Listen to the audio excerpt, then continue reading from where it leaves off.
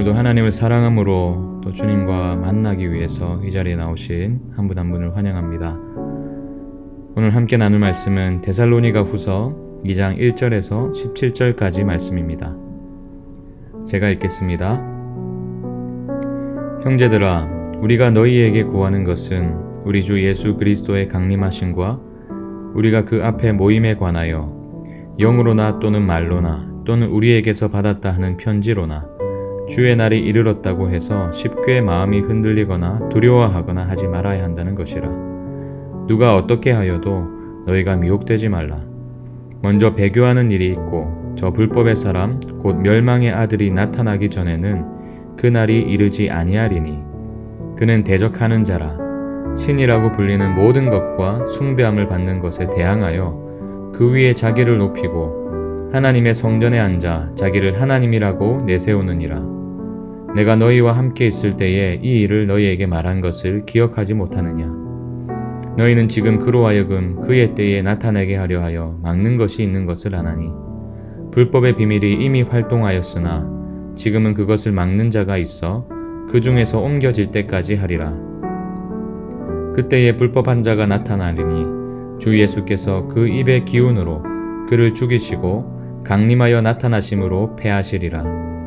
악한 자의 나타남은 사탄의 활동을 따라 모든 능력과 표적과 거짓 기적과 불의의 모든 속임으로 멸망하는 자들에게 있으리니 이는 그들이 진리의 사랑을 받지 아니하여 구원함을 받지 못함이라.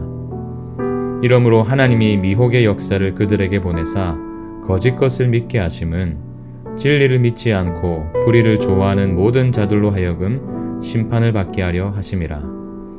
주께서 사랑하시는 형제들아, 우리가 항상 너희에 관하여 마땅히 하나님께 감사할 것은 하나님이 처음부터 너희를 택하사 성령의 거룩하게 하심과 진리를 믿음으로 구원을 받게 하심이니 이를 위하여 우리의 복음으로 너희를 부르사 우리 주 예수 그리스도의 영광을 얻게 하려 하심이니라.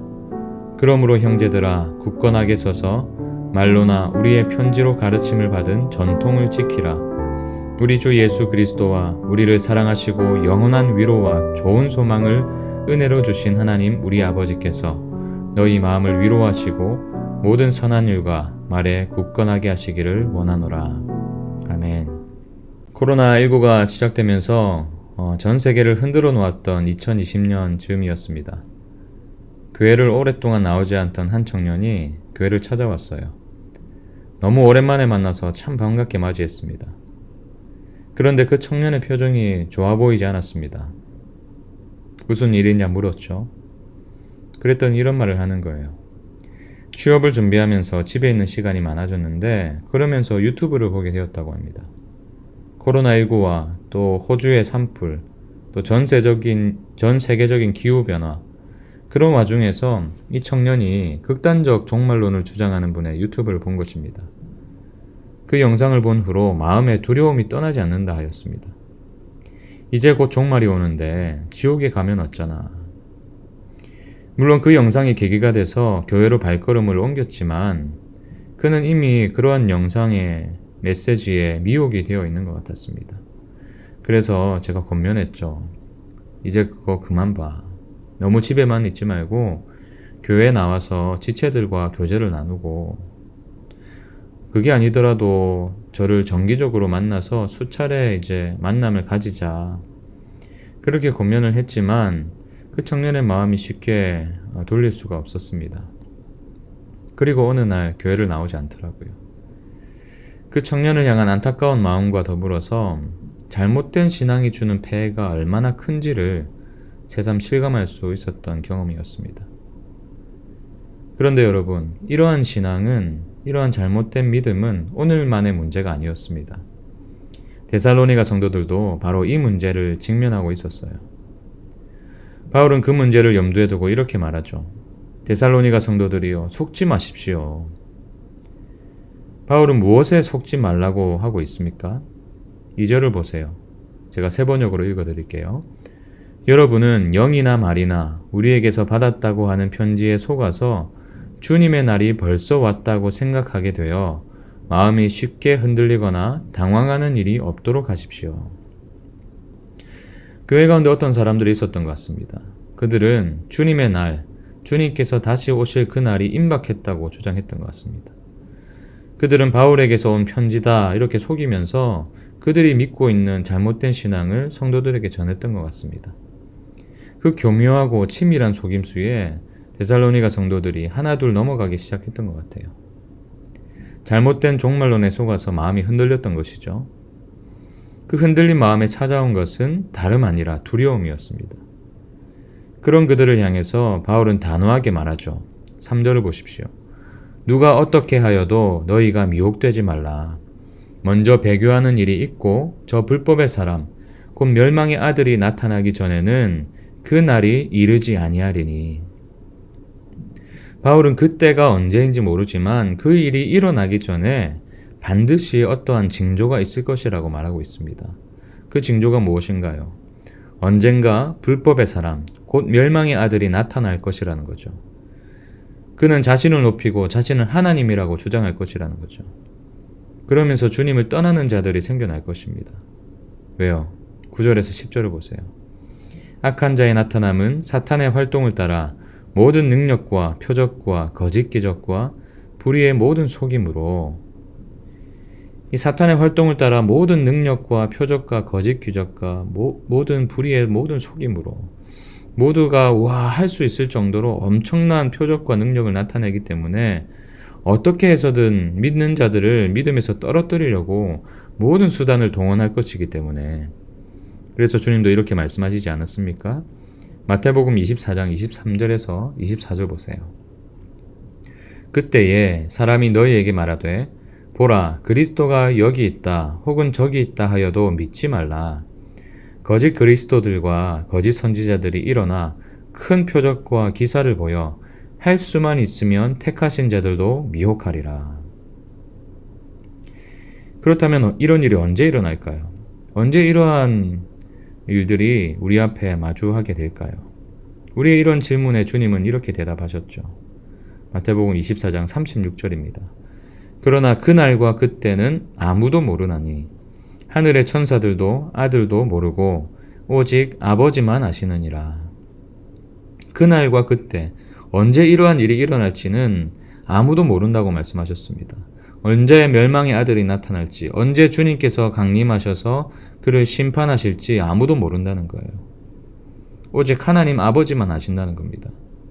그렇다면 우리의 관심은 언제가 아니라 오늘을 어떻게 살아야 할 것인가를 향해야 될 줄 믿습니다.